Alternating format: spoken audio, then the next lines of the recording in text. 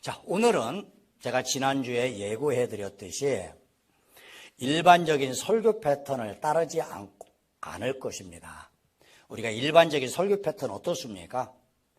성경 구절을, 해당 성경 구절을 읽고 그것을 해석하고, 물론 그 해석을 할 때 여러분 배 하는 건 아니고 제가 하는 거지만, 그리고 그 일부가 여러분에게 노출이 되죠. 그리고 두 번째로는 그 해석된 내용을 갖고서 그 안에 들어있는 진리와 교훈을 찾아냅니다.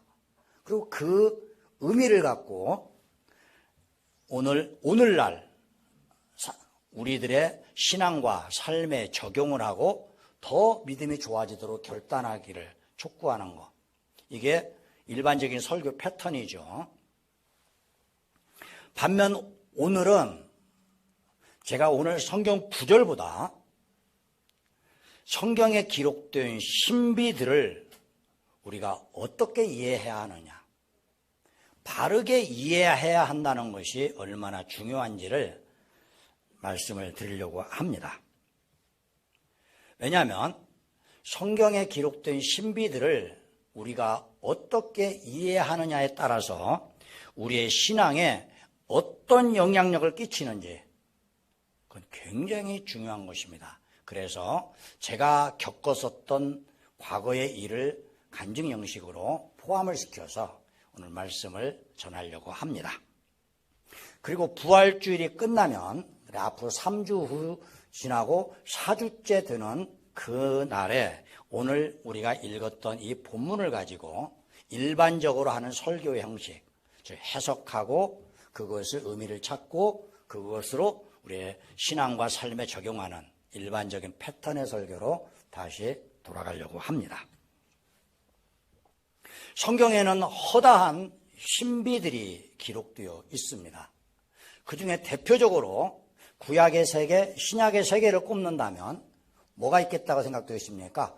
구약 성경에는 천지창조, 그 다음에 노아의 홍수, 그리고 오늘 본문에 나오는 홍해바다 갈라짐을 꼽을 수 있습니다. 그 이외에 수없이 많지만 제가 대표로 3개. 자, 신약 성경에서도 마찬가지입니다. 제일 큰 신비가 뭐겠습니까? 3개만 꼽는다면 첫 번째로 예수님의 동정녀 탄생을 꼽을 수 있고, 두 번째로는 오병이어의 기적을 꼽을 수 있고, 세 번째로는 무덤에서 부활하신 예수님을 꼽을 수 있겠습니다. 자, 이렇게 허다한 신비가 있다고 그랬는데 제가 서두에서 뭐라고 말씀드렸습니까? 오늘 설교는 성경에 기록된 신비들을 우리가 어떻게 이해하느냐에 따라서 우리 신앙에 어떤 영향을 끼치는지 제의 간증 형식을, 간증을 포함해서 말씀을 전한다고 했는데, 자, 이러기 위해서는 성경의 신비를 바르게 이해하기 위해서는, 그리고 이것을 제가 설명을 할 때 여러분들이 잘 이해할 수 있도록 사전에 몇 가지 제가 알려드릴 내용이 있습니다. 이 선 지식이 있어야 그 후에 나오는 내용들에 대한 이해가 될 수 있기 때문입니다. 그것은 자유주의 신학입니다. 자유주의, 자유민주주의 이렇게 생각하시는 게 아니고, 신학을, 성경을 해석하는 어떤 신학 흐름 하나가 있는데, 이 자유주의 신학은 인간의 자유의지를 강조합니다. 인간에게는 자유의지가 있어요. 다른 모든 생물체에게는 자유의지는 없습니다. 본능에 따라서 살 뿐이에요. 인간만이 선택을 합니다. 다시 말해서 인간이 최고의 존재예요. 최고의 존재. 언뜻 들어보면 굉장히 자존감이 높은 건데, 문제는 가장 큰 문제 하나 있습니다. 하나님을 부정한다는 거죠. 신학인데도. 이들은 자유의지를 강조하기 때문에 인간의 이성, 즉 합리적으로 판단하는 이성, 그리고 인간이 만든 과학, 그래서 합리적, 과학적 이런 말들을 엄청 좋아합니다. 이게 최고예요. 이게 합리적이고 과학적이다. 그러다 보니까 자연적으로 이들은 성경이 드러내는, 하나님을 드러내는 성경보다 인간을 드러내는 그 어떤 기록물들을 훨씬 더 우선합니다. 그래서 성경의 어떤 내용과 세상의 어떤 내용과 서로 충돌하면 무조건 성경을 부정합니다. 무조건. 그건 반사적으로 부정하게끔 되어 있습니다. 그래서 제가 자유주의 신학자들을 뭐라고 표현하냐면 하나님을 믿기 싫어가지고 알레르기 걸린 사람이라 이렇게 표현할 정도로 아주 극단적인 사람들도 있습니다. 때문에 이들의 관점에서 보면 예수 그리스도는 우리의 구원자 아니고 단순히 윤리선생에 불과합니다. 자, 기독교 신비 성경에 많이 있다고 그랬는데 그 중에서 제가 구약의 3개, 신약의 3개를 대표로 여러분에게 전달해 드렸습니다. 제시했습니다. 자, 그 중에 하나, 예수님의 동정녀 탄생. 자, 어떻습니까? 자유주의 신학으로 보면 그들은 인간의 이성, 합리적, 인간의 과학적, 이걸 따진다고 그랬죠. 비과학적이다. 비합리적이다. 그럼 결론은 어떻게 나겠습니까? 당연히 사실이 아니다.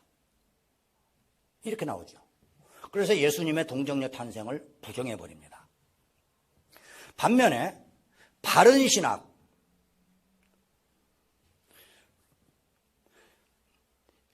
그래 맞아, 인간이 할 수 있는 영역이 아니다. 그러니까 하나님이 하시는 거지. 하나님만이 하실 수 있는 것이다. 인간이 할 수 있으면 그게 어떻게 신비겠느냐. 하나님만이 하실 수 있다. 그러므로 사실이요, 그래서 진리다. 똑같은 내용을 갖고 이렇게 갈라지는 겁니다. 자유주의 신학은 지금도 여러 형태로, 뭐 현대주의라는 말도 나오고 여러 형태로 지금도 뿌리가 깊습니다. 우리나라에 한참 특세했던 민중신학, 또 지금도 민중신학이 굉장히 강하게 뿌리박고 있죠. 또 저 남미에서는 해방신학, 뭐 현대신학 다 마찬가지입니다. 제가 중학교 3학년 때 1972년도인데 1971년도에 그때도 마찬가지였어요. 그때 주일 예배 참석하고 이제 성경 공부를 하던 시간이었는데 그때 사건이 벌어졌습니다.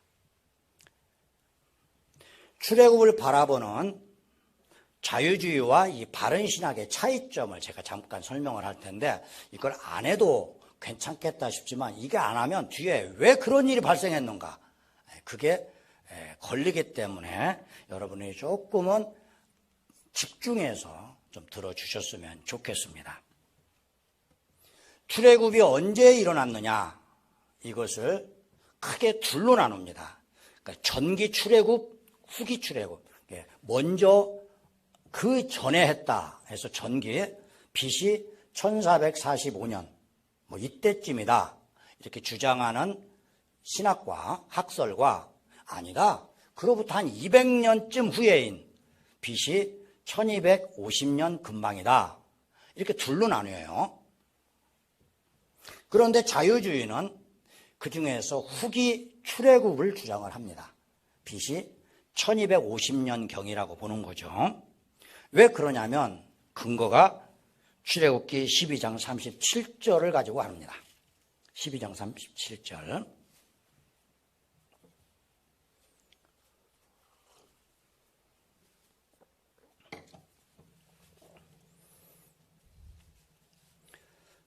이스라엘 자손이, 한번 읽어보세요.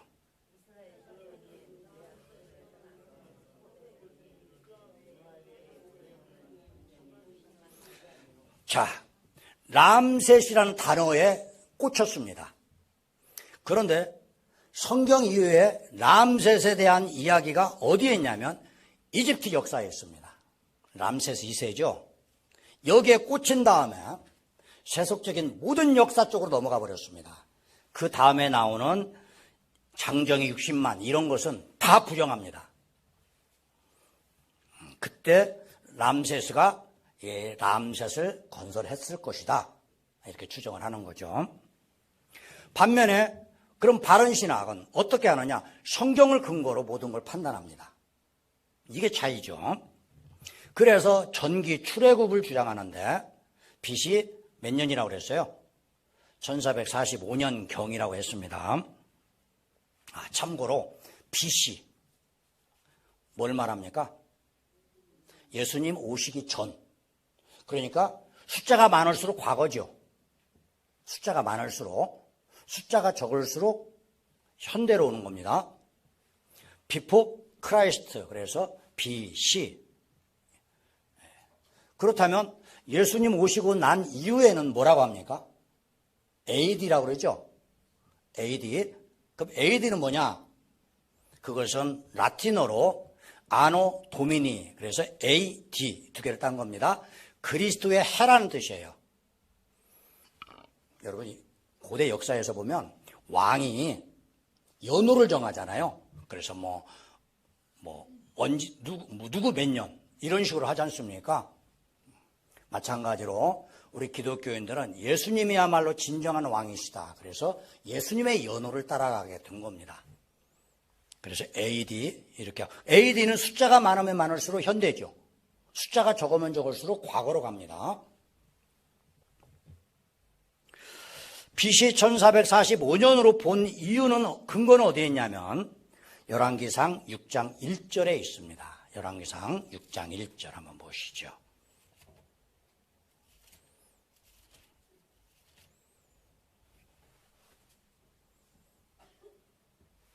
찾으셨습니까? 518페이지에 한번 읽어보세요.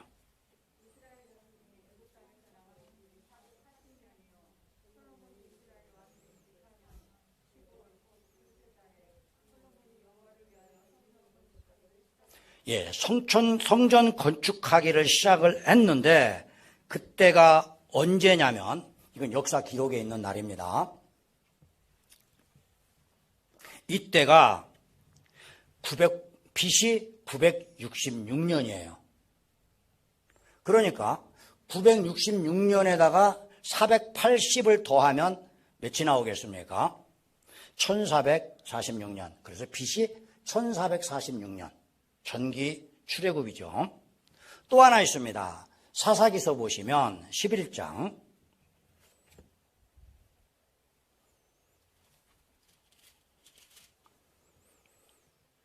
26절에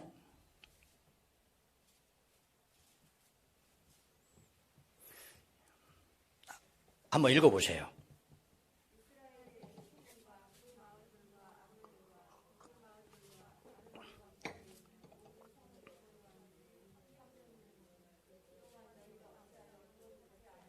모든 성읍에 거주한 지 300년이다. 300년이 지났다 이겁니다.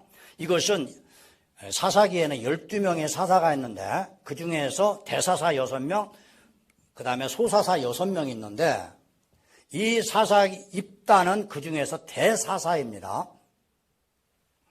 이 사람이 당시에 길르앗이라고 하는 지역을 침범을 했던 암몬과 전쟁을 시작을 하고 있었습니다. 암몬이 이 땅을 뺏으려고 한 거예요. 그때 길르앗은 입다를 총대장으로 삼아서 암몬과 전쟁을 지휘하게 했습니다. 그때 그 입다가 암몬의 왕에게 항의 서신을 보내는 내용 속에 이게 들어있습니다. 왜 너희들이 우리가 300년 동안 여기를 차지하고서 지금까지 평화롭게 살고 있었는데 어느 날 뜬금없이 찾아와가지고 내놓으라고 하느냐. 너희 땅이 아닌데. 이렇게 주장하는 내용입니다. 거기에서 등장하는 게 300년이에요. 그리고 입다가 사사로서 활동했던 시기가 약 1100년에서 이쪽 저쪽입니다. 그리고 두 개를 합치면 BC 1400년.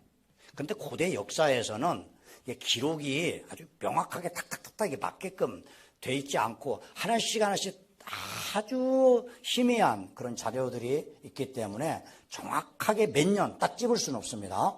그래서 약 1400년 근방. 그렇다면 후기 1250보다는 1445년이 훨씬 더 근접하고 있죠. 여기까지가 신학자들이 찾아낸 것인데, 그러다가 제가 또 이 성경과 관련된 이집트 역사를 잠깐 공부하다가 들은 내용이 하나 있습니다. 그것은 출애굽기 1장 8절입니다.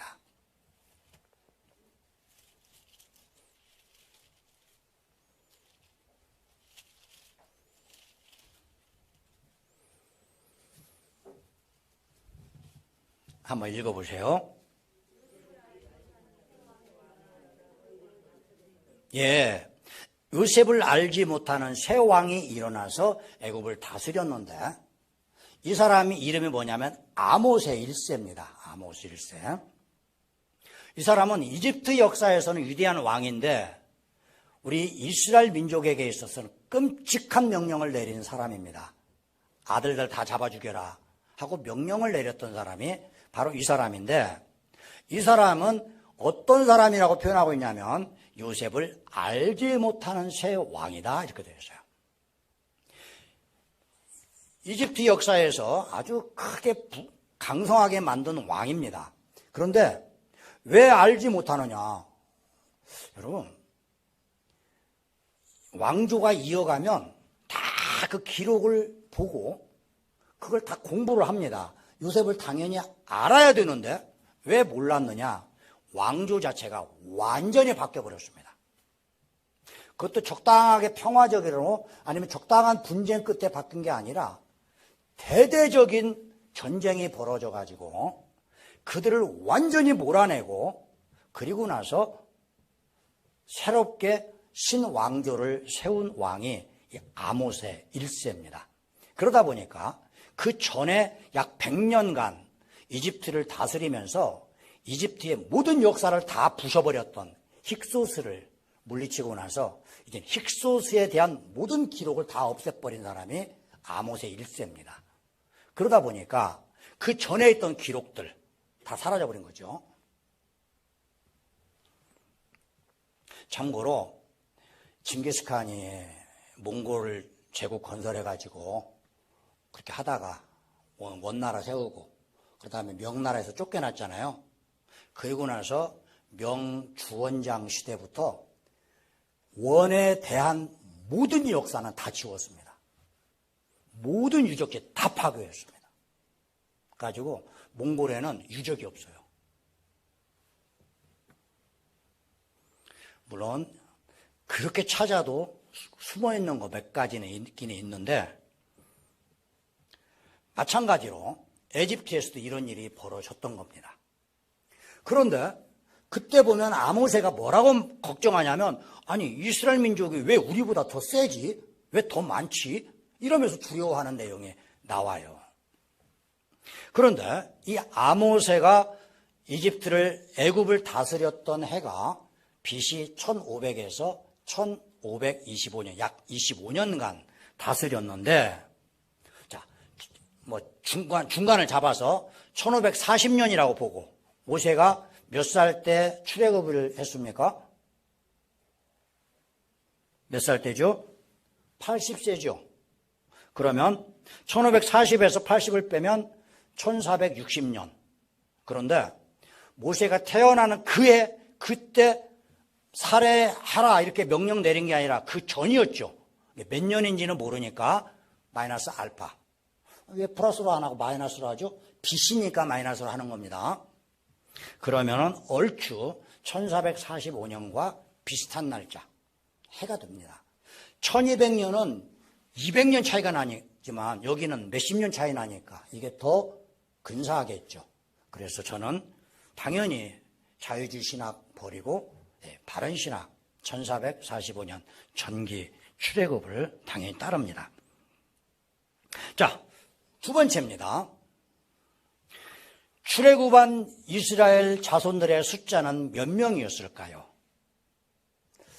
제가 지금 그 사망에 때 들었던 걸 가지고 이야기한다는 걸 감안하십시오. 그리고 바른 신학은 지금 제가 정상적으로 신학 공부를 하고 나서 갖고 있는 지식으로 이렇게 비교하는 겁니다. 그때 들었던 건 자유주의 신학을 들었기 때문에 하는 말이에요. 그때 뭐라고 제가 들었냐면 출애굽할 당시에 이스라엘 자손들의 숫자는 어쩌면 약 1700여 명쯤 될 것이다. 이렇게 추정한다는 말을 들었습니다.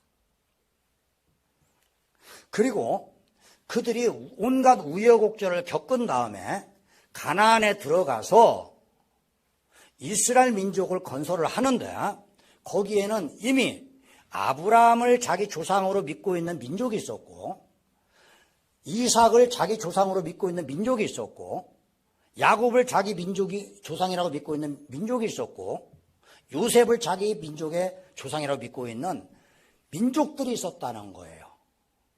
그들과 모세가 데리고 간 출애굽에서 데리고 간 이스라엘 자손과 합해서 이스라엘 민족을 만들었다 이렇게 주장을 합니다.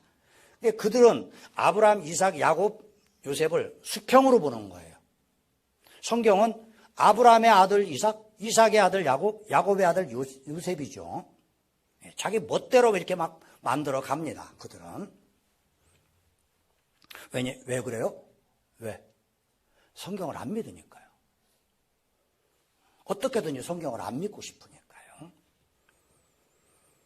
자, 바른 신학은 어떻습니까? 성경 그대로 약 200만 명 넘어가는 숫자. 왜냐하면 민수기 2장 32절에 20살부터, 남자 20살부터 50살, 그것도 건장한 남자들 숫자를 세는데 60만 3,550명이다. 그렇다면 20살 이하의 어린이, 50살 넘은 노인, 당시에는 평균 수명이 무척 짧았던 시대니까 50대 넘으면 많지 않겠지만 대신 아이들은 많았겠죠. 또 여성들도 있죠. 그리고 숫자에 계산하지 않은 환자들, 또 장애를 갖고 있는 사람들은 포함 안 시켰겠죠. 그러면 200만 명이 넘어갔을 것으로. 그리고 그것이 이집트의 아모세가 뭐라고 걱정했다고 그랬습니까? 우리보다 숫자가 많다. 이렇게 걱정한 것과 서로 일맥상통합니다. 바르게 보면, 성경을 보면. 자, 세 번째입니다. 자, 이게 저에게는 아주 나쁜 의심의 못이 바로 여기였습니다. 홍해 갈라진 사건, 이 신비. 자유주의는 어떻게 본다고요? 하나님이 하신 거 비과학적이다, 비합리적이다. 그러므로 거짓말이다. 이렇게 결론 낸다고 그랬죠. 그런데 실제 기록에 있으니까 이제 뜯어 맞춰야 합니다. 그래서 어떻게 뜯어 맞추냐면 그들은 홍해바다 갈라진 데 간 게 아니고 얕은 늪을 지나간 거야. 왜냐하면 우리말로 번역된 홍해바다는 히브리 성경에 얌숲이다 이렇게 기록되어 있어요. 그런데 얌숲은 또 다른 의미를 갖고 있는 것도 하나 있습니다. 그것은 홍해, 바다라는 뜻도 있지만 갈대가 많은 곳이라는 뜻도 있어요. 우리 갈대가 엄청 많은 뭐라고 합니까? 갈대바다 이런 말 하죠. 갈대바다라는 말이 있다 이겁니다. 그래서 이걸 가지고 모세가 데리고 있던 약 1700명의 사람들이 BC 1250년 근방에 이 갈대바다, 갈대의 숲을 지나갔다. 갈대는 숲이라고 말하기도 좀 뭐하죠? 갈대, 뭐라고 해야 됩니까? 이거? 갈대바다죠, 갈대바다. 갈대바다를 지나갔다. 그게 출애굽의 실제 역사다. 이렇게 주장을 한단 말이죠. 바른 신학은 어떻게 봅니까? 당연히 하나님께서 하셨으니까. 오늘 말씀 그대로. 홍해바다는 갈라졌고 그 갈라진 그 틈으로 이스라엘 민족은 안전하게 나이가 많은 사람도 어린아이도 심지어는 병이 들어있는 환자들도 다 안전하게 홍해바다를 넘어갈 수 있었다. 왜? 하나님이 하셨으니까. 자, 그런데 제가 그때 들었던 때가 언제라고 그랬어요? 중학교 3학년이란 말이죠. 그때는 나름대로 똑똑하다고 생각하는 학생들은 뭐든지 의심하고 봤습니다. 그때가 그때예요. 그것하고 딱 궁합이 맞았으니 어떻게 됐겠습니까? 신비가 안 믿어지고 그러다 보니까 제 영에 의심의 못이 박혔어요. 이 못이 박히면 안 빠져요. 정말로 안 빠져요. 이 자유주의 신학의 폐해가 얼마나 크냐면 현재 전 세계 기독교가 이렇게 무참하게 무너진 이유 중에 하나가 이 자유주의 신학입니다. 자신들부터 하나님을 안 믿어요. 그들의 성경을 공부하는 것을 연구하는 것은 하나님을 믿고 싶어서가 아니라 하나님을 어떻게든지 부정하고 싶어서 하는 거예요. 두 번째로 그들에게 배웠던 모든 신학자라고 하니까 신학대학교, 신학대학원 이렇게 하니까 저 사람들도 아주 독실한 기독교인이고 우리의 지도자구나 생각하고 그들의 가르침을 배웠던 일반 성도, 여러분 같은 일반 성도들 어떻습니까? 의심의 못이 박혀버린단 말이에요. 머릿속에. 제가 당했던 것처럼. 그래서 모든 그리스도인들의 신앙을 떨어뜨려서 마귀의 밥이 되게 만들어버려요. 이게 자유주의 신앙. 왜 신앙심이 떨어지느냐? 그럴 수밖에요. 그럴 수밖에. 성경 말씀이 진리라는 것이 안 믿어지는데 어찌 아멘 할 수 있습니까? 여러분 아멘이 뭡니까? 아멘이. 예, 그 말씀이 맞습니다. 내가 거기에 동의합니다. 그 말씀은 진리입니다. 그것을 내가 아멘으로 표시하는 거잖아요. 여러분 아멘은 영적 음식을 먹는 행위예요. 음식은 숟가락으로 떠서 입으로 씹어서 먹지만 하나님의 말씀은 귀로 들어서 아멘 할 때 씹는 거예요. 근데 아멘이 없다. 그러면 그냥 꿀꺽 삼키고 씹지를 않는 것과 똑같은 거예요. 그게 배탈 나겠죠. 때문에 여러분 아멘이 없으면 은혜를 받을 수도 없고 믿음이 자라지를 않아요. 여러분 믿음은 고정된 게 아닙니다. 물건은 그대로 놔두면 그대로 있어요. 생명체는 자라지 않으면 점점 소멸해 갑니다. 믿음은 생명력이 있기 때문에 믿음이 멈췄다. 그것은 사실은 믿음은 점점 약해져 가고 있는 겁니다. 여러분 필사적으로 믿음을 키우는데 힘쓰셔야 되는 거예요. 그런데 자유주의 신학이 그 의심의 못을 박아서 그 핵심 되는 데다가 딱딱 못을 박아 놓으니까 자라지를 못하는 겁니다. 제가 중학교 3학년 때 그랬는데 여러분도 아시다시피 제 아버지가 목사이고 그러다 보니까 저도 주일날 되면 틀림없이 교회 가야 되고 그래서 고등학교 3학년까지 교회 주일날이면 다 교회 다녔어요. 그러다가 서울의 대학교로 오기 위해서 고등학교 이제 입시 한 2개월 전부터 고등학교에서는 그 서울로 가겠다고 하는 학생들에게는 미리 갈 수 있도록 해줘요. 거기에서 서울 분위기도 알아야 되겠고 하기 때문에 그래서 제가 이제 12월 되기 전에 서울에 올라왔습니다. 그때부터는 교회를 안 다녔죠. 그럴 수밖에요. 설교를 들어도 저게 진짜 맞아? 이런 생각이 들었는데 무슨 재미가 있고 여러분 예배가 은혜가 없으면 이것만큼 재미없는 게 어디 있어요? 안 그렇습니까?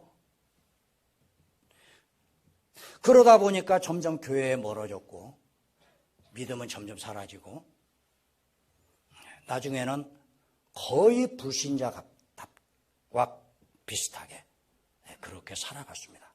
다만 한 가지 그래도 내 안에 뭐가 있어가지고 누가 기독교에 대해서 욕하면 또 그 당시에는 제가 말을 상당히 잘하는 편이었거든요.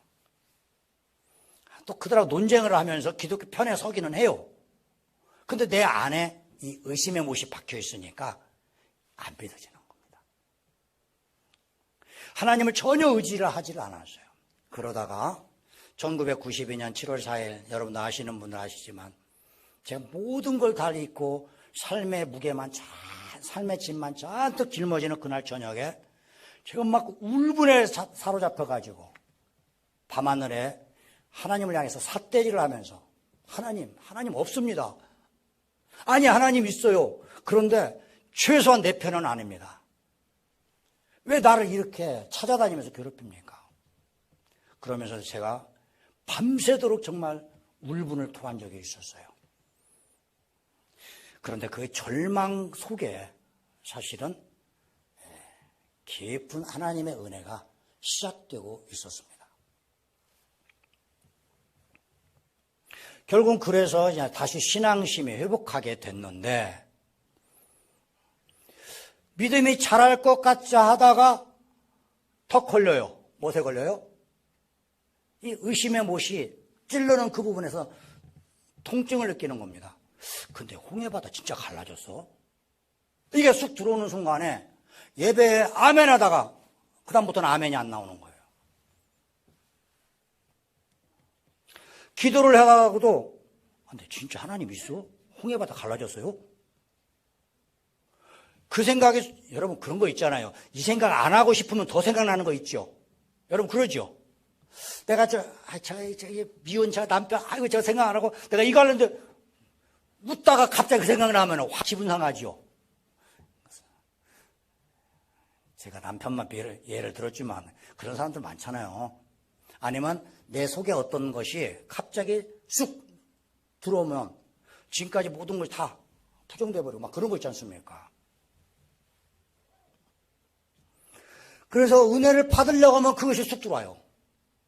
제발 여기 안 들어왔으면 좋겠는데 징글징글하거든. 그것도 의심의 못은요 얼마나 은밀하게 뿌리 깊은지 몰라요. 그래서 제가 믿음이 자라고 그렇게 하면서도 상처가 많으니까, 이 영의 못이 바뀐 상태가 많으니까요. 그래서 그 괴로운 심정을 토로를 했습니다. 하나님께 찾아가서 제가 혼자 교회 가서 기도하면서 제가 이렇게 은혜도 받았고 신앙도 회복하고 하는데 믿음이 자라려고 하면 이게 생각이 나는데, 하나님 홍해바다 진짜 갈라진 겁니까? 아닌 겁니까? 근데 거기서 기도 제목이 그거였어요. 홍해바다 갈라진 것이 맞아요? 아니에요? 하나님이 어느 날 응답해 주셨습니다. 그런데 그 응답은, 여러분 저는 이렇게 소위 은혜파가 아니잖아요. 제가 경제학과를 나온 사람, 여러분 경제학과 나왔으니까 그런 게 아니라 그런 성격을 갖고 있는 사람이 경제학과를 가는 겁니다. 경제학과에 가고 싶은 사람들은 소위 믿음보다는 돈을 추구하고 싶은 사람들이 주로 가요. 솔직히 경제학과 가가지고 돈 버는 사람 없는데, 고등학생들, 더더구나 촌에서 살았던 사람들은 경제학과 가야 돈 버는 줄 알아요. 그래서 제가 경제학과 갔던 거 아닙니까? 이런 사람들은 이성적으로, 합리적으로, 논리적으로 설득해야 넘어가요. 그런데 하나님께서 이 방법을 선택하지를 않으셨어요. 성경을 설명하면서 또 성경 속의 신비를 왜 내가 했고 어떻게, 이런 것에 대해서는 설명을 안 하시고 저한테 질문을 하셨습니다. 뭐라고 했냐면, 하나님 진짜 홍해바다 갈라졌어요? 아니었어요? 이것 때문에 아무것도 안 되는데, 그러고 있는데 그게 하루 기도했겠습니까? 여러 날 했겠습니까? 어느 날 갑자기 제 영 속에 이런 음성이 들렸어요. 둘 중에 뭐를 믿을래? 둘 중에 뭐를 믿을래? 얘 뭐요? 야, 둘 중에 하나는 기적이다. 둘 중에 너 뭐 믿을래? 이렇게 질문을 하셨어요. 그리고 나서 이미지 두 개가 떠올랐습니다. 하나는 성경 오늘 본문 말씀 그대로, 저쪽 시나이 반도, 또 요새 새로운 학설이 하나 있습니다. 저기 실제 갈라진 홍해바다는 이집트와 시나이 반도에 있는 이쪽 홍해바다가 아니라 시나이 반도와 사우디아라비아에 있는 그 홍해바다, 거기를 말한다, 이렇게 주장하시는 분이 있기는 있는데, 여하튼 시나이 반도든 사우디아라비아든 엄청 건조한 곳입니다. 거기에서 동풍이 불었다는 것은 사막풍이 불었다는 뜻이에요. 거기에서 강렬한 바람이 불더니 바다가 갈라졌는데 몇 사람이 이렇게 빠져나갈 정도가 아니라 수천 수만 명이 한꺼번에 빠져나가니까 엄청나게 벌어졌어요. 그러니까 거기에 그 200만의 사람들이 거기를 통과를 할 수 있었어요. 그리고 나서 저기에서 추격하고 오던 그 애굽의 군대가 다 가고 있네, 도망가네. 노예로 다시 끌고 가려고 했던 거잖아요. 죽이려고 한 게 아닙니다. 끌고 와가지고 노예로 다시 삼으려고 했어요. 그런데 다 도망가고 있네. 그래서 자신도 뛰어들었는데 성경이 뭐라고 말씀합니까? 병거의 바퀴가 벗겨지고, 그러다 보니까 앞에 가던 말들이 뒤집어지고 병거 뒤집어지고, 그 뒤에 따라갔던 거 다 마찬가지죠. 그러다가 물이 합쳐지니까 애굽 군대가 죽습니다. 간접 근거인데 이때쯤 1440년 5년 이 근방 때부터 이집트는 매년 전쟁하다시피 했어요. 매년. 그런데 이집트 역사 속에서 이때는 전쟁 역사가 없어요. 이게 홍해바다에서 그래서 그런지 어떤지는 모르지만 어떻든 약 40년 동안의 전쟁 역사가 없어요. 그러니까 정예 부대를 다 잃어버렸기 때문에 그래서 이 정복 전쟁을 못했을 것으로 추정할 수가 있는 거죠. 자, 여하튼 이렇게 하나님께서 홍해를 갈라주시고 그래서 이스라엘 민족은 하나님 보호하시니까 당연히 통과했고, 애국 군대는 하나님과 대적하니까 하나님께서 그걸 막아주셨고, 이 이미지 이쪽에는 1700명이 갈대바다를 건너가요. 거기에는 좀 전에 설명드렸듯이 장정만 있는 게 아니라 여자도 있고 어린아이도 있고 노인도 있고 환자도 있고 또 양도 있고 짐도 있고, 이렇게 1700명이 건너갔는데 건강한 에집트 군사가 갈대바다에서 빠져 죽었어. 그것도 기적이죠. 그것도 기적이죠. 그런데 앞에 그 기적이 더 합당해요. 뒤에 것이. 아이도 건너가는 갈대바다에 군사훈련을 받은 군대가 빠져 죽어. 이 기적이 더 믿어져요. 저는 당연히 앞에 것이 믿어졌어요. 그 순간에 이 의심의 못이 빠져버린 겁니다. 그 이후부터 성경의 신비는 저에게 믿음의 재료가 됐어요. 그전에는 의심의 재료가 됐어요. 이제부터는 그게 믿음의 재료가 됐어요. 성경의 신비는 저에게 감동이었고, 그리고 믿음이 잘 자라게 하는 비료가 될 수가 있었어요. 자, 성경의 신비 많이 기록되어 있는데 그 중에서 최고의 신비는 뭐겠습니까? 최고의 신비는 하나님이 이 땅에 인간으로 오신, 말씀이 육신이 된 사건입니다. 요한복음 1장 14절 한번 보시죠.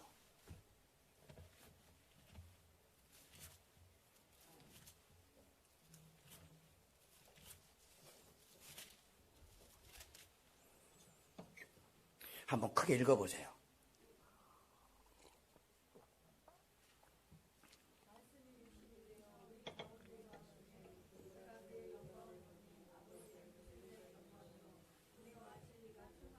예, 말씀이 육신이 되어서 하나님께서 1장 1절에 태초에 말씀이 계시냐, 이 말씀은 하나님과 함께 계시니 이 말씀은 곧 하나님이시다. 즉 하나님이 인간이 되신 그분을 우리가 뭐라고 불러요? 누구라고 불러요? 예수라고 불러요. 그럼 예수님의 별명이 뭡니까? 임마누엘이에요. 우리와 함께 하신다는 뜻이에요. 근데 여기에서는 한 가지 더 붙였습니다. 우리 가운데 거하셨다 그랬어요. 간혹 가다가 기도하는 가운데서 여호와 샬롬, 여호와 이레, 여호와 치료하신 하나님, 여호와 라파, 그러다가 여호와 샤켄, 혹시 이렇게 하는 거 들어보신 적 있습니까? 하나님 우리와 함께 거하신다는 뜻이 여호와 샤켄이에요. 다 이분이 말이죠. 지금 여기서 그 말하고 있는 겁니다. 여기서 거하신다는 것은 출애굽기에 성막을 지으실 때 하나님께서 왜 성막을 만드시라고 했냐면 내가 너희 가운데 어떻게 하시겠다? 거하시겠다. 거기서 나온 게 여호와 샤켄입니다. 그리고 오늘 요한복음 1장 14절에서 그걸 다시 언급하고 있는 거예요. 너희 안에 잠깐 왔다가 사라지는 게 아니라 너희들과 함께 살겠다. 그게 요한계시록 3장 20절과 똑같은 내용이에요. 다 서로 통하는 겁니다. 자, 앞에서 했던 말 다시 반복합니다. 불신자들은 이 최고의 신비를 뭐라고 본다고요? 비이성적이고 비과학적이다. 그러므로 사실이 아니다. 이렇게 보는 사람이 있어요. 그리고 멸망의 길로 빠져버립니다. 참 성도들은 어떻게 봐요? 당연히 인간은 못하지. 하나님이 하시는 일을. 인간은 못하지. 이건 초과학적이고 초합리적이지. 그러니까 이게 하나님만 하실 수 있고 그러니까 사실이고 진리일 뿐만 아니라 우리에게 주시는 하나님의 복음이 될 수 있다 이겁니다. 자, 그렇다면 이 신비를 만들어주신 하나님의 뜻은 어디에 있겠습니까? 그분의 자랑을 위해서, 자기 영광만을 위해서? 그게 아니죠. 더 중요한 거. 왜 이런 신비를 우리에게 펼쳐주시고 그걸 우리에게 성경 말씀을 통해서 계시로 왜 보여주십니까? 우리를 구원하기 위해서. 우리를 구원하기 위해서. 이게 창세전부터 정하신 하나님의 계획이었단 말이에요. 에베소서 1장 4절 말씀이죠. 1장 4절. 그런데 더 우리에게 익숙한 성경 구절이 있습니다. 하나님께서 왜 이 땅에 인간으로 오셨느냐? 요한복음 3장 16절. 안 보고도 다 읽을 수 있죠. 하나님이 세상을 이처럼 사랑하사 독생자를 주셨으니 이는 저를 믿는 자마다 멸망치 않고 영생을 얻게 하려 이 땅에 오셨습니다. 그분은 우리가 뭐라고 불러요? 예수 그리스도. 근데 그분과 나의 관계가 어떤 관계예요? 그래서 나의 주, 나의 그리스도 이렇게 부르는 거예요. 자, 좀 시간이 많이 흘러갔습니다만은 우리가 그 신비를 믿고 믿음 안에서 구원의 축복, 영생을 받기에 합당한 그런 하나님의 자녀가 되어야 되지 않겠습니까? 이런 놀라운 신비를 주셨는데 그걸 다 흘러가 버리면 어떻게 되겠어요? 얼마나 허망하겠습니까? 앞으로 성경을 보고 읽고 설교를 듣고 할 때, 기도할 때마다 신비를 우리에게 주신 그 하나님을 기억하면서 그것들이 다 우리의 믿음이 잘 성장하는 필요로 사용하시기를 예수 그리스도의 이름으로 축원합니다. 기도하시겠습니다. 좋으신 아버지 하나님,